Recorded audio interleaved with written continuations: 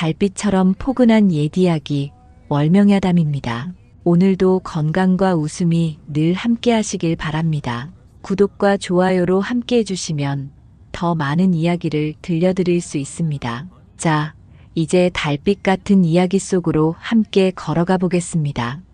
가을 장터는 그 어느 해보다 북적였습니다. 추수를 마친 농부들이 햅쌀을 내다 팔고 장돌뱅이들은 저작거리에 온갖 물건을 늘어놓고 목청을 돋우었지요. 단풍이 붉게 물든 산자락 아래 이 고을 장터는 5일장이 서는 날이면 언제나 사람들로 들썩였습니다. 허나 그날따라 뒷골목 구석진 곳에서는 묘한 소문이 퍼지기 시작했습니다. 이게 웬일이오? 저 보자기 안에 아이가 있다지 않소. 허허, 참으로 기가 막히는구먼. 누가 저리 애를 내다 버렸단 말이오. 장돌뱅이 몇몇이 모여들어 수군거렸습니다. 낡고 해진 보자기에 둘러싸여 처마 밑에 놓인 아이는 울지도 않고 그저 맑은 눈망울로 지나가는 이들을 가만히 바라볼 뿐이었지요. 얼굴에는 때가 묻어 있었으되 눈빛만은 이상하게 또렷했습니다. 아이고매, 저의 옆에서 장사를 하니 오늘따라 물건이 술술 나가는구먼. 나도 그러하오. 아까 그 옆을 지나다가 양전 몇 푼을 주었다니까. 기이한 일이었습니다. 아이 곁에 자리한 상인들은 하나같이 평소보다 장사가 잘 된다 하며 혀를 찾고 어떤 이는 뜻밖의 돈을 줍기도 했다지요. 하오나 기묘한 운수가 따라붙는다고 해도 굶주린 입 하나 더 떠맡으려는 이는 없었습니다. 불쌍한 일이지. 그렇지만 우리 집도 하루하루 입에 풀칠하기 어려운데 남의 자식을 어찌 거두겠소. 올해 농사도 시원치 않은데 아이 하나 더 먹인다는 게 어디 쉬운 일이겠소. 해가 서쪽으로 기울도록 아무도 그 아이를 품에 안지 않았습니다. 장터는 파장 시간이 다가오고 장돌뱅이들도 하나둘 짐을 싸 돌아갈 채비를 했지요. 그때였습니다. 치맛자락을 여미며 장터를 지나던 한 여인이 발걸음을 멈췄습니다. 심소양이었습니다. 윤씨 가문의 며느리로 들어온 지 3년 본디 마음씨가 곱고 자비로운 여인이었습니다. 원래라면 양반과 여인이 장에 직접 나올 리 없었으나 윤씨 집안은 이미 살림이 기울어 종들을 다 내보낸 터라 이제는 계집종 하나만 남아 허드렛 일을 도울 뿐이었습니다. 장에 나올 때조차 체면을 따질 수 없는 형편이었지요. 에고, 이 어린 것이 얼마나 굶주렸을꼬. 소양은 품에서 헝겊 주머니를 꺼내 싸렷한 조각을 내밀었습니다. 아이는 그제야 작은 손을 내밀어 엿을 받아 입에 넣었습니다. 소양은 아이의 볼을 쓰다듬으며 한숨을 내쉬었지요. 누가 이다지도 매정하여 이 애를 내다버렸단 말이냐. 옆에서 구경하던 장돌뱅이 하나가 고개를 저었습니다. 아씨, 아무리 불쌍하다 한들 남의 자식을 거둔다는 게 말처럼 쉽지 않지 않소. 제 배급도 빠듯한 세상인데 말이오. 소양은 잠시 말이 없었습니다. 그 말이 틀린 것은 아니었으니까요.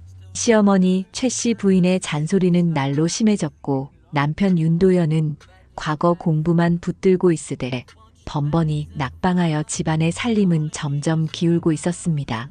하오나 그렇다 하여 이 아이를 두고 가는 것은 더 큰 죄처럼 여겨졌습니다. 이 아이를 그냥 두고 가면 오늘 밤을 어찌 넘기겠소. 아무리 살림이 어렵다 해도 목숨을 외면할 수는 없지요. 소양은 마침내 아이를 품에 안았습니다. 아이는 울지도 않고 그저 그녀의 옷깃을 꼭 움켜쥐었습니다. 소양은 보자기까지 챙겨들고 장터를 나왔습니다. 집으로 향하는 발걸음은 무거웠습니다. 시어머니가 뭐라 할지 남편은 또 어떤 반응을 보일지 걱정이 앞섰지요. 윤씨 집안 사랑채에는 도연이 책상 앞에 앉아 있었습니다. 허나 눈빛은 이미 기운을 잃은 듯 했습니다. 이번에도 과거에서 낙방한 탓이었습니다. 그때 안채에서는 최씨 부인의 날카로운 목소리가 들려왔습니다. 며느리가 장에 간다더니 해가 다 저물도록 어디를 싸돌아다니는 게냐. 소양은 대문을 들어서며 작은 목소리로 대답했습니다. 어머님, 다녀왔습니다. 최씨 부인이 마루에 나오다가 소양의 품에 안긴 아이를 보고 눈을 크게 떴습니다. 그게 뭐냐? 설마 그 아이를? 소양은 조심스레 아이를 내려놓으며 고개를 숙였습니다. 어머님, 장터 뒷골목에 버려진 아이가 있어 차마 외면할 수 없었습니다. 최 씨 부인의 얼굴이 금세 굳어졌습니다. 제 정신이냐? 우리 살림도 이 지경인데 남의 자식을 걷어들이다니. 소양은 더 깊이 고개를 숙였습니다. 도연은 사랑채에서 나와 그 광경을 보았으되 선뜻 나서지 못했습니다. 아이는 여전히 조용히 서 있었습니다. 그 맑은 눈빛으로 최 씨 부인을 말없이 바라볼 뿐이었지요. 밤이 깊어가자 소양은 부엌에서 미음을 쑤어 아이에게 먹였습니다. 아이는 허겁지겁 개걸스럽게 먹지 않고 천천히 한 숟가락씩 받아 먹었습니다. 소양은 아이 얼굴을 닦아주며 낮게 중얼거렸습니다. 내 이름은 무엇이냐? 아이는 대답하지 않았습니다. 말을 배우기 전이거나 이름조차 없이 버려진 것이겠지요. 소양은 잠시 생각하다가 부드럽게 말했습니다. 그렇다면 내가 지어주마. 오늘 길에서 만난 너는 내게 큰 복 같구나. 내 이름은 길복이라 하자. 길복은 고개를 살짝 끄덕였습니다. 그 순간 소양의 마음에 묘한 예감이 일었습니다. 이 아이가 언젠가 집안의 기운을 바꾸어 줄 것만 같았지요. 물론 그 길이 어찌 펼쳐질지는 아무도 알 수 없었습니다. 허나 분명한 것은 이날부터 윤 씨 집안의 작은 물줄기가 틀려 흐르기 시작했다는 사실이었습니다. 길복이 윤 씨 집안에 들어온 지 보름이 지났습니다. 아이는 말수가 적었으되 집안일을 소리 없이 거들며 조용히 지냈지요. 하오나 집안 분위기는 날로 무거워졌습니다. 윤도현은 여전히 과거 공부에 매달렸으되 번번이 낙방하니 사기가 꺾일 대로 꺾인 모습이었습니다. 최 씨 부인은 사랑채 마루에 앉아 한숨을 내쉬었습니다. 손에 든 장부를 펼쳐보니 빚만 늘어날 뿐 갚을 방도가 보이지 않았습니다. 그녀는 안채로 사람을 보내 며느리를 불러들였습니다. 며느리, 이리 좀 나오너라. 소양이 안채에서 나와 시어머니 앞에 무릎을 꿇었습니다. 최 씨 부인의 얼굴에는 근심이 잔뜩 어려 있었습니다. 내가 시집 온 뒤로 우리 집안이 이 꼴이 되었구나. 도연이는 과거에 또 떨어지고 빚은 눈덩이처럼 불어만 가니 원통하기 그지없다. 소양은 고개를 숙인 채 입술을 깨물었습니다. 시어머니의 원망 섞인 말이 비수처럼 가슴에 꽂혔으되 감히 대꾸할 수 없었지요. 최 씨 부인은 장부를 탁 덮으며 혀를 찼습니다. 게다가 쓸데없이 남의 자식까지 거두어 식구만 늘렸으니 이 집안이 어디로 굴러가겠느냐. 소양의 눈가에 눈물이 맺혔으나 끝내 흘리지는 못했습니다. 그때 마당 한쪽에서 빨래를 개고 있던 길복이 고개를 들어 소양을 물끄러미 바라보았습니다. 아이의 맑은 눈빛에는 묘한 깊이가 어려 있었지요. 며칠 뒤 집안에 더욱 큰 근심거리가 들이닥쳤습니다. 장만춘이라는 고을 부상이 하인들을 거느리고 윤 씨 집안 대문을 두드린 것입니다. 장만춘은 본디 고리대로 재산을 불린 자로 양반 행세를 하고 싶어 안달이었으되 신분의 벽에 막혀 늘 불만이었습니다. 윤도령 계시오? 도연이 사랑채에서 나와 맞이했습니다. 장만춘은 기름진 얼굴에 교활한 웃음을 띠며 품에서 문서 한 장을 꺼내 보였습니다. 도령, 이제는 빚을 갚으셔야지요. 벌써 3년이 지났소이다. 도연의 얼굴이 창백해졌습니다. 몇 해 전 흉년이 들었을 때 어쩔 수 없이 장만춘에게 돈을 빌린 일이 있었습니다. 허나 분명 은자 10량이었는데 장만춘이 내민 문서에는 30량이라 적혀 있었습니다. 그럴 리가 없소. 제가 빌린 것은 10량이었는데. 장만춘은 비웃듯 코웃음을 치며 문서를 흔들었습니다. 여기 보시오. 분명 30량이라 적혀 있지 않소? 설마 도령께서 문서를 부인하시려는 게 아니겠지요? 도연은 말문이 막혔습니다. 분명 당초 문서에는 10량이라 적혀 있었는데 지금 눈앞의 글자는 달랐습니다. 장만춘이 바꿔치기 한 것이 분명했으되 증거가 없었지요. 도령, 만약 갚지 못하시겠다면 집 뒤편 논을 내놓으시오. 그 정도면 빚을 털고도 남을 것이오. 장만춘의 속셈은 처음부터 그 논이었습니다. 윤 씨 집안이 마지막으로 지닌 전답, 대대로 물려받은 논이었지요. 만약 그마저 빼앗긴다면 집안은 완전히 무너질 터였습니다. 도연은 고개를 떨구었습니다. 최 씨 부인은 안채에서 이 광경을 지켜보다 가슴이 철렁 내려앉았고 소양 또한 부엌 문틈 사이로 상황을 엿보며 입술을 깨물었습니다. 그때 길복이 소양의 치맛자락을 살짝 잡아당겼습니다. 소양이 고개를 숙여 아이를 바라보았습니다. 길복은 천천히 입을 열었습니다. 검은 빛 뒤에는 반드시 푸른 빛이 오지요. 소양은 순간 멍하니 아이를 바라보았습니다. 아이가 무슨 뜻으로 그런 말을 했는지 알 수는 없었으되 이상하게도 그 말이 가슴 깊이 파고들었습니다. 검은 빛 뒤에 푸른 빛이라니 이 암담한 상황 뒤에 희망이 있으리라는 뜻일까요? 장만추는 3일 안에 답을 내놓으라 으름장을 놓고 돌아갔습니다. 그날 밤 윤씨 집안은 초상집처럼 침울했습니다. 도연은 사랑채에 홀로 앉아 촛불을 바라보며 무력감에 잠겼고 최 씨 부인은 밤새 뒤척이며 한숨만 내쉬었지요. 소양은 달빛 스미는 마루에 앉아 길복의 말을 곱씹었습니다. 검은 빛 뒤에 푸른 빛, 분명 길은 있으리라, 반드시 방도가 있으리라. 그녀는 마음속으로 되뇌었지요. 마당 한 구석에서 길복은 밤하늘의 별을 올려다보고 있었습니다. 아이의 눈빛에는 어른스러운 빛이 어려 있었지요.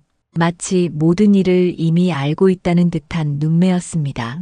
윤씨 집안의 앞날은 어디로 흘러갈까요? 소양의 가슴 속에는 희미한 희망과 깊은 근심이 한데 얽혀 있었습니다. 장만추는 윤씨 집안을 압박하며 고을 곳곳에 소문을 흘렸습니다. 윤씨 가문이 빚을 갚지 못해 곧 전답을 내놓을 것이라는 말이었지요. 사람들은 수군거렸으되 아무도 나서 도와주려 하지 않았습니다. 장만춘의 세력이 워낙 커진 탓에 자칫 잘못 끼어들었다가는 화를 입을까 두려웠던 것입니다. 며칠이 지나 장만춘은 다시 하인 둘을 거느리고 윤씨 집안 대문을 두드렸습니다. 이번에는 큼직한 보따리까지 들고 왔습니다. 최 씨 부인이 마루에 나와 그를 맞았으나 얼굴에는 근심이 가득하였습니다. 부인, 생각은 해보셨소? 3일이 다 지났는데 말이오. 장만춘의 목소리에는 느긋함과 자신감이 묻어 있었습니다. 최 씨 부인은 떨리는 목소리로 대답했습니다. 우리 집안이 어찌 그 많은 빚을 진 적이 있겠습니까? 분명 문서에 잘못이 있을 것이오. 장만춘은 비웃으며 보따리를 풀어 문서 몇 장을 꺼냈습니다. 그럼 이것들도 모두 잘못이란 말씀이오? 여기 윤씨 집안과 거래한 기록이 낱낱이 적혀 있지 않소. 그 문서들은 그럴듯하게 꾸며져 있었습니다. 장만추는 오래전부터 이날을 벼르고 준비해왔던 것이지요.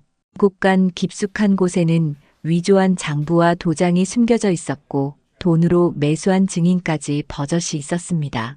최 씨 부인은 문서들을 바라보며 할 말을 잃었습니다. 이럴 수가. 그 무렵 길복은 대문 밖에서 놀고 있었습니다. 아이는 하인들이 잠시 짐을 내려놓은 틈에 그 근처를 어슬렁거렸지요.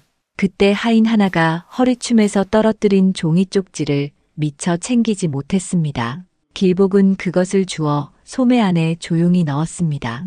장만추는 윤씨 집안의 마지막 으름장을 던졌습니다. 내일 정오까지 전담 문서를 내놓지 않으면 관아에 고발하겠다는 것이었지요.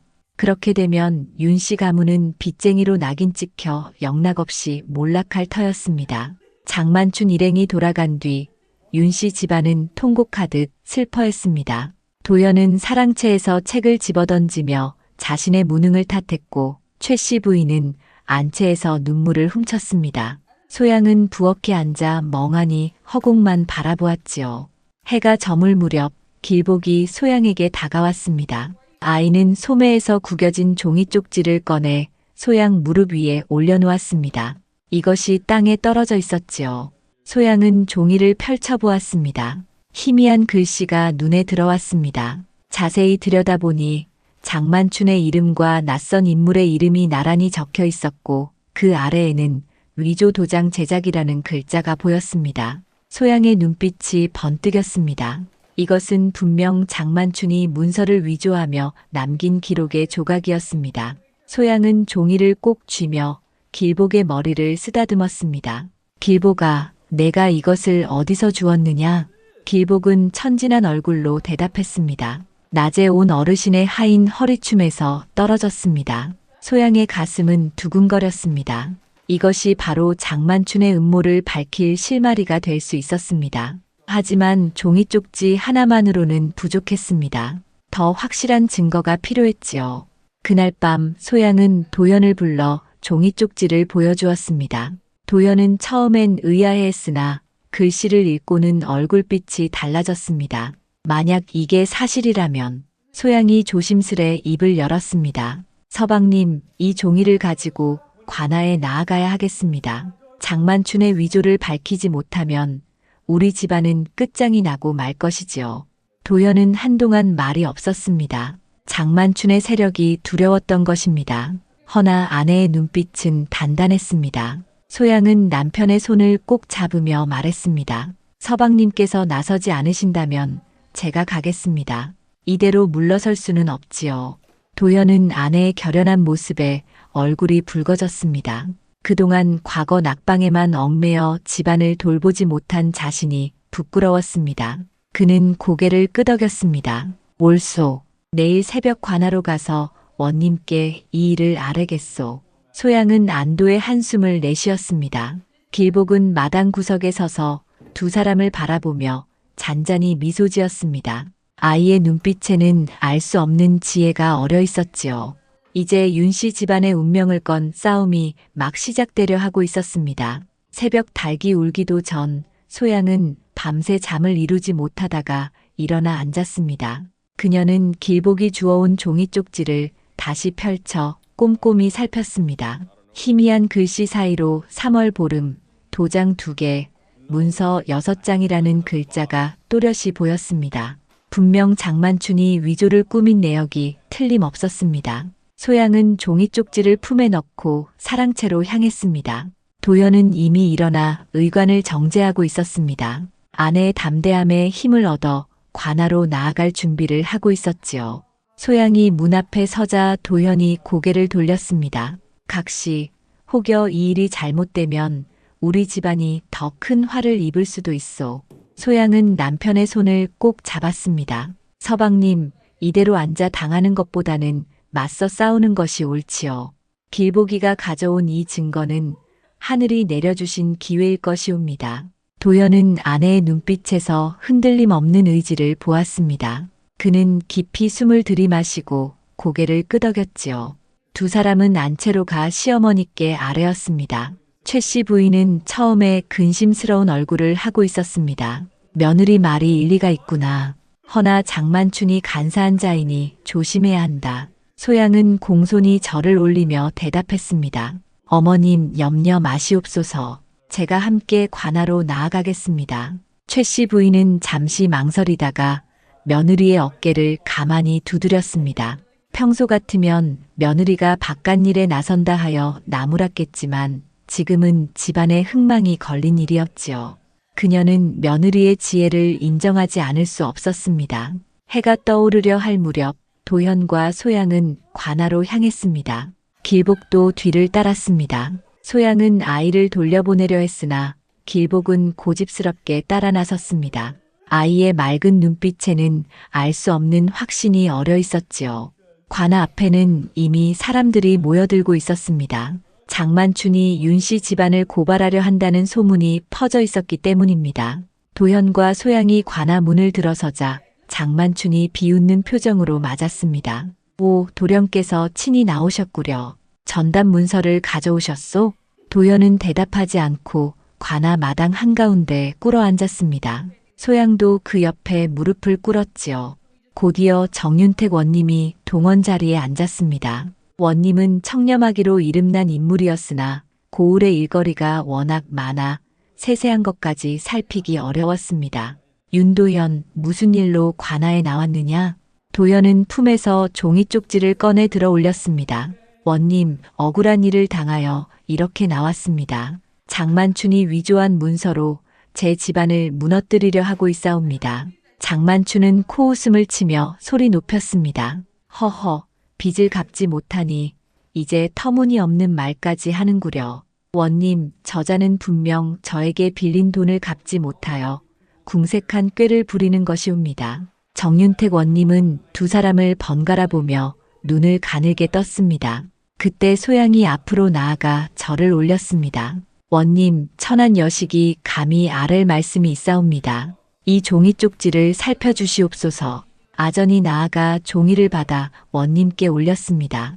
원님이 들여다보더니 눈빛이 달라졌습니다. 종이에는 수상쩍은 글귀가 분명 적혀 있었지요. 이것이 어디서 난 것이냐? 소양이 차분히 대답했습니다. 집안의 아이가 장만춘의 하인 곁에서 주운 것이옵니다. 장만춘의 얼굴이 순식간에 굳었습니다. 그는 서둘러 말을 바꾸려 했습니다. 그것은 누군가 흘린 것을 아이가 잘못 본 것이올시다. 괜한 오해를 일으키는 것이지요. 그러나 원님은 예리한 눈으로 장만춘을 뚫어지게 바라보았습니다. 오랜 세월 관직에 몸담으며 사람의 거짓을 꿰뚫는 눈을 지닌 분이었습니다. 장만춘이 가져온 문서들을 모두 들여오너라. 그리고 장만춘의 집을 수색하라. 원님의 목소리가 울리자 관속들이 움직이기 시작했습니다. 장만춘은 당황한 기색을 감추지 못했으되 감히 원님의 명을 거역할 수는 없었습니다. 소양은 곁에서 길복의 손을 잡았습니다. 아이는 여전히 차분한 얼굴로 관아 마당을 두루 살피고 있었습니다. 도연은 가슴이 두근거렸습니다. 이제 곧 진실이 드러날 것이지요. 관아 마당에 모인 백성들도 숨죽이며 그 광경을 지켜보았습니다. 윤씨 집안의 운명이 이 한순간에 걸려 있었습니다. 1시경쯤 지나 관속들이 장만춘 집을 수색하고 돌아왔습니다. 그들이 관아 마당에 내려놓은 것은 괴짝 하나와 문서 뭉치 그리고 도장 여러 개였지요. 정윤택 원님은 아전을 시켜 그것들을 하나하나 살펴보게 했습니다. 장만춘은 식은땀을 흘리며 허둥지둥 변명을 늘어놓았습니다. 원님, 저것들은 모두 제 장사 문서이옵니다. 아무 하자가 없지요. 그러나 원님은 문서들을 차례로 펼쳐보며 눈매를 좁혔습니다. 윤씨 집안과 거래했다는 문서 몇 장은 먹물 빛깔이 들쭉날쭉했고 종이의 질도 달랐습니다. 원님은 오랜 세월 관직에서 문서를 다루어 온 터라 그 수상함을 단번에 알아챘습니다. 이 문서들 같은 날에 작성되었다 하나 먹물이 서로 다르고 도장의 모양도 미묘하게 다른 것이 둘이나 있구나.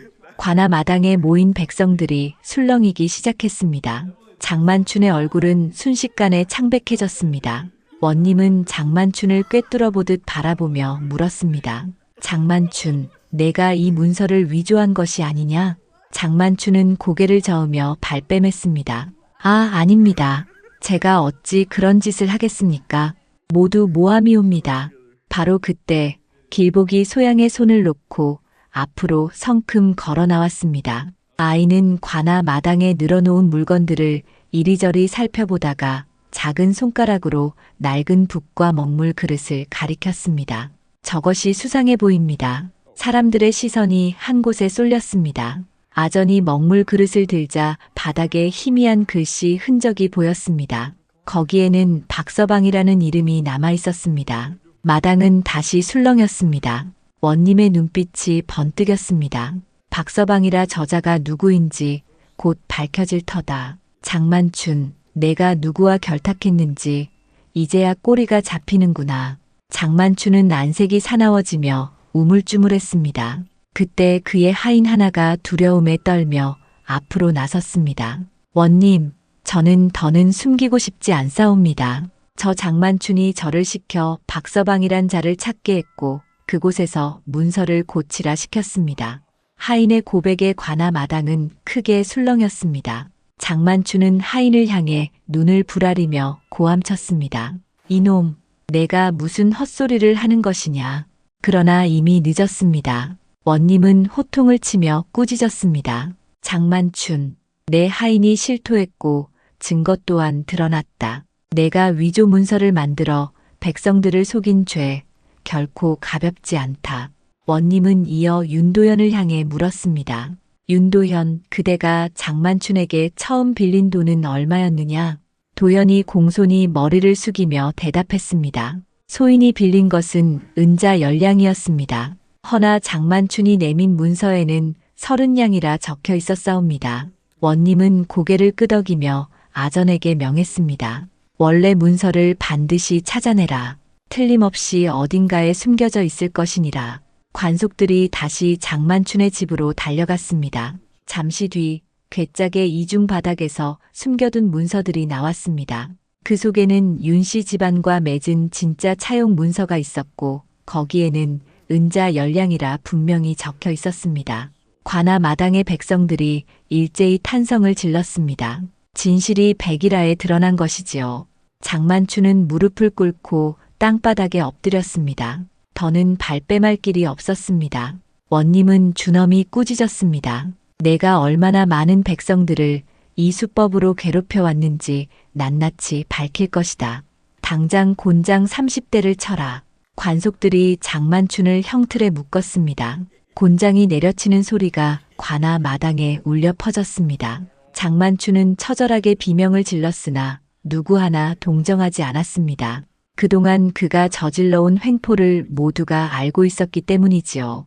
소양은 길복을 끌어안았습니다. 아이가 아니었다면 이 진실이 드러나지 못했을 것이지요. 도현도 안도의 한숨을 내쉬며 무릎을 꿇었습니다. 정윤택 원님은 도현 부부를 일으켜 세우며 말씀했습니다. 그대들의 용기와 지혜가 가상하도다. 이제 집으로 돌아가 안심하라. 장만춘에 대해 추가 조사를 진행할 예정이다. 도현과 소양은 깊이 절을 올렸습니다. 관아를 나서는 그들의 발걸음은 한결 가벼웠습니다. 마침내 누명을 벗고 집안을 지켜낸 것이지요. 길복은 두 사람의 손을 꼭 잡고 걸었습니다. 아이의 눈빛은 여전히 맑았고 하늘은 구름이 걷히듯 푸른 빛을 드러내고 있었습니다. 장만춘에 대한 조사는 며칠 동안 이어졌습니다. 정윤택 원님은 아전들을 시켜 그가 저지른 일을 하나도 빠짐없이 밝혀내도록 했습니다. 날마다 새로운 사실이 드러날 때마다 모두가 놀라움을 금치 못했지요. 장만춘은 수년 동안 위조 문서와 고리대금으로 백성들을 올가매어온 것이었습니다. 관아 동원에는 피해를 입은 백성들이 줄을 이었습니다. 어떤 이는 밭을 빼앗겼다고 울부짖었고 어떤 이는 집을 잃고 거리에 나앉았다 하며 통곡했습니다. 또 어떤 이는 평생 모은 재산을 몽땅 빼앗겼다 하며 목놓아 호소했지요. 원님, 소인도 3년 전 장만춘에게 곡식을 빌렸다가 배로 갚으라는 협박을 받았나이다. 원님, 제 아비도 장만춘 때문에 전답을 잃고 마음고생 끝에 병들어 세상을 뜨셨사옵니다. 백성들의 눈물 어린 하소연을 들을수록 원님의 얼굴은 굳어졌습니다. 장만춘의 죄는 단순히 한두 집안의 일이 아니었지요. 원님은 그를 다시 불러들여 추상 같은 목소리로 꾸짖었습니다. 장만춘, 내가 속여 빼앗은 백성이 수십 명이 넘는구나. 숨김없이 실토하라. 장만춘은 이미 곤장을 맞은 뒤라 기력이 빠져 땅바닥에 엎드려 있었습니다. 그는 떨리는 목소리로 마침내 모든 것을 고백하기 시작했습니다. 소인이 잘못하였습니다. 박서방이라 불리는 자를 시켜 문서를 고쳤고 이자도 부풀려 받았사옵니다. 그의 입에서 직접 죄상이 쏟아져 나오자 관아는 더욱 술렁였습니다.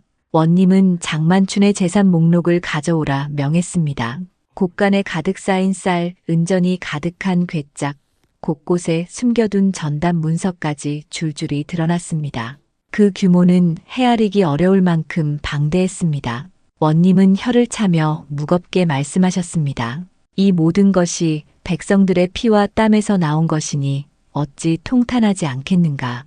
정윤택 원님은 며칠 동안 신중히 살펴 공정한 판결을 내렸습니다. 장만춘의 재산은 모조리 관에서 몰수하고 부당하게 빼앗긴 토지와 집, 재물을 원래 주인에게 돌려주게 했습니다. 윤씨 집안의 전답 또한 본래 자리로 돌아왔지요. 윤도현, 그대 집안의 전답은 이제 제자리에 돌아갔으니 마음 놓으라.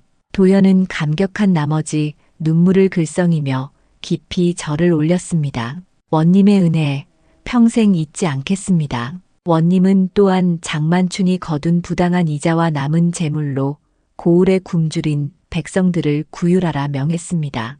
가을이 흉작이라 굶주림에 허덕이는 이들이 많았기에 그 재물은 단비 같은 도움이 되었지요.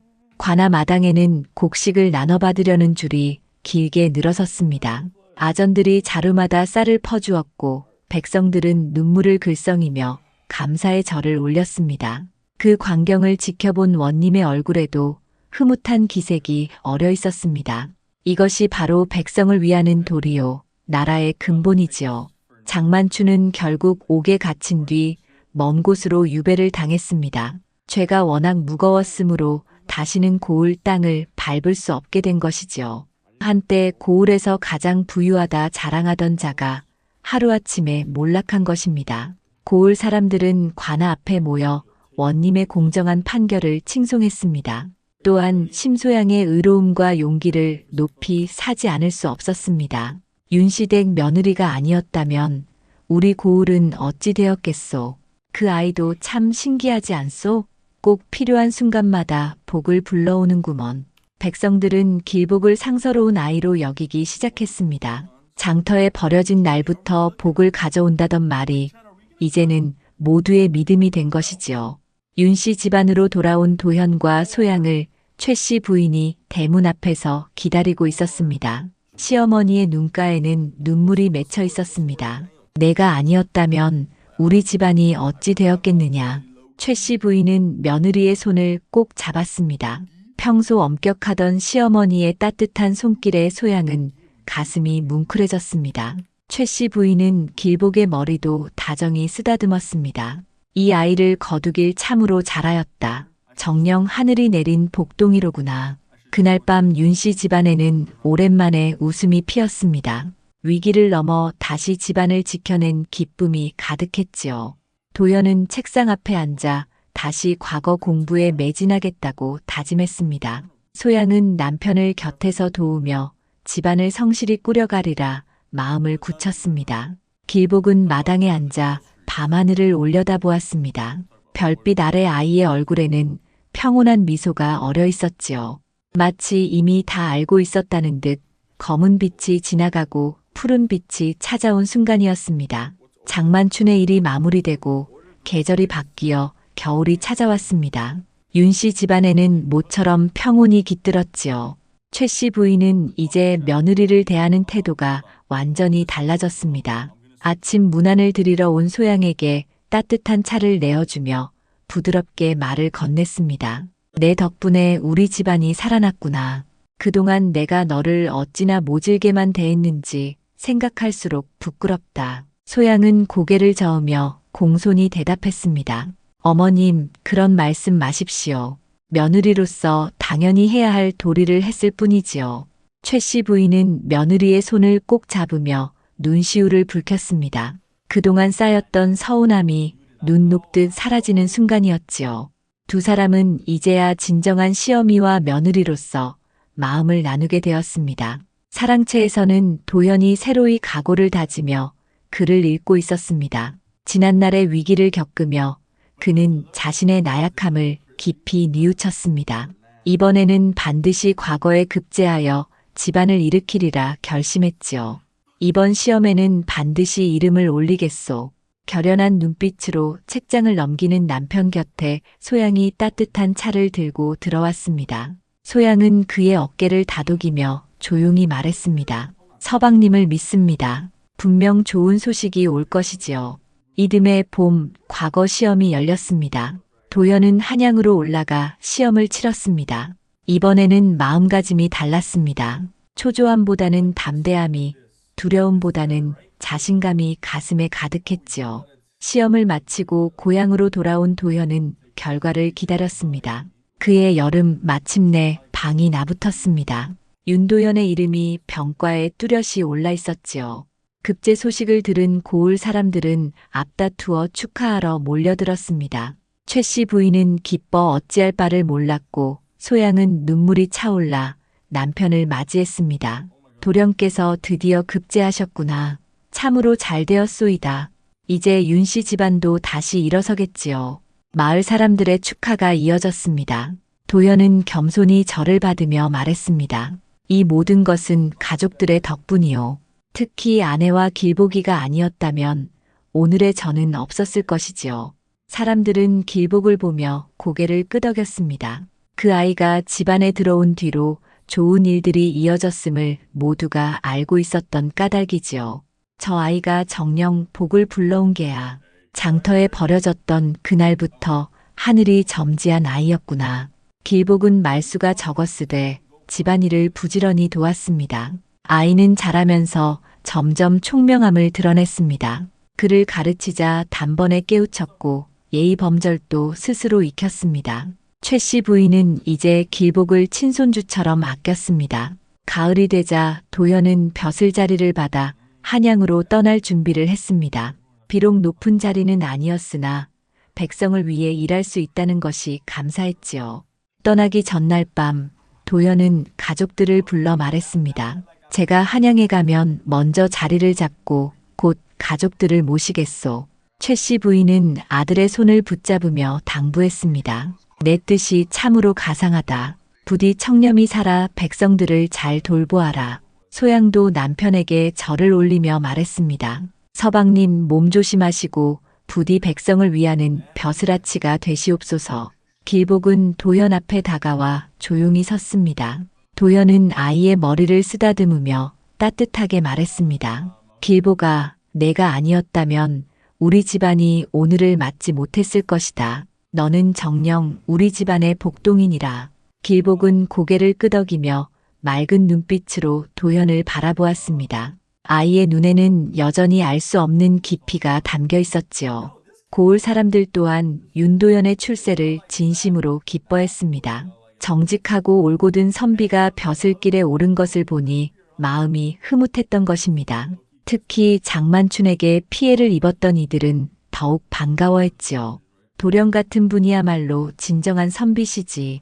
백성을 위하는 벼슬아치가 되실게야. 윤씨 집안은 이제 완전히 달라졌습니다. 빚의 굴레에서 벗어났을 뿐 아니라 도연의 급제로 집안의 명예까지 회복한 것이지요.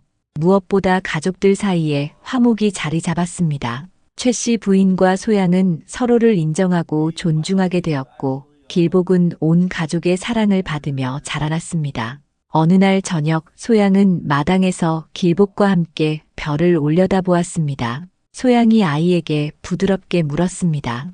길복아, 너는 어쩌면 그리 신기한 아이냐? 길복은 잔잔히 웃으며 대답했습니다. 아씨께서 저를 거두어 주셨으니 저도 아씨를 도울 수 있었던 것이지요. 소양은 아이를 꼭 안았습니다. 그날 장터에서 길복을 품에 안은 선택이 얼마나 옳았는지를 새삼 깨달았지요. 길복은 정녕 하늘이 내려준 복덩이였습니다. 윤도현이 한양으로 떠난 지 석 달쯤 지난 무렵 고을의 뜻밖의 소식이 전해졌습니다. 정윤택 원님이 심소양의 의로운 행실과 길복의 순수함을 조정해 장계로 올렸다는 것이었지요. 임금께서 그 사실을 가상히 여겨 특별히 포상을 내리셨다는 소식이었습니다. 관아에서 사령이 윤씨 집안에 이르자 최 씨 부인과 소양은 황급히 마당으로 나와 맞이했습니다.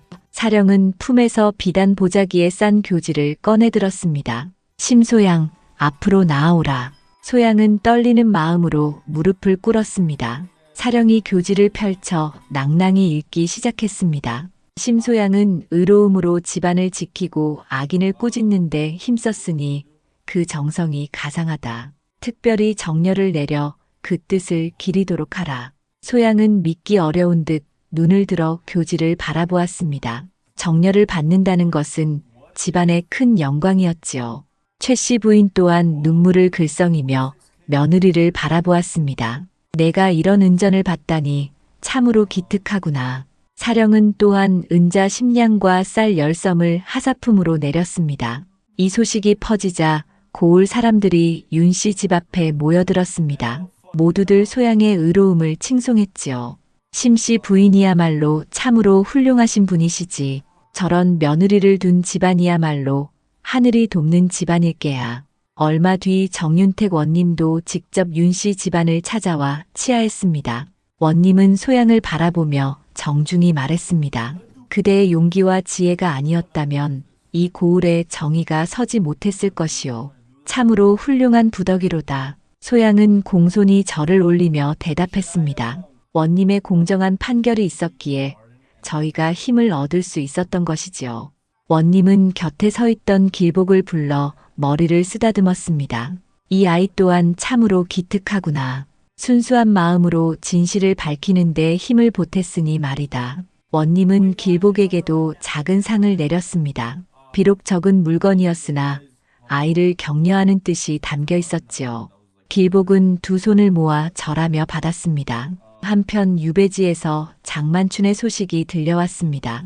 그는 그곳에서도 적응하지 못하고 병들어 쓸쓸히 죽음을 맞았다고 했습니다. 탐욕으로 일그러진 삶의 끝은 참으로 비참했지요. 고을 사람들은 혀를 차며 수군거렸습니다.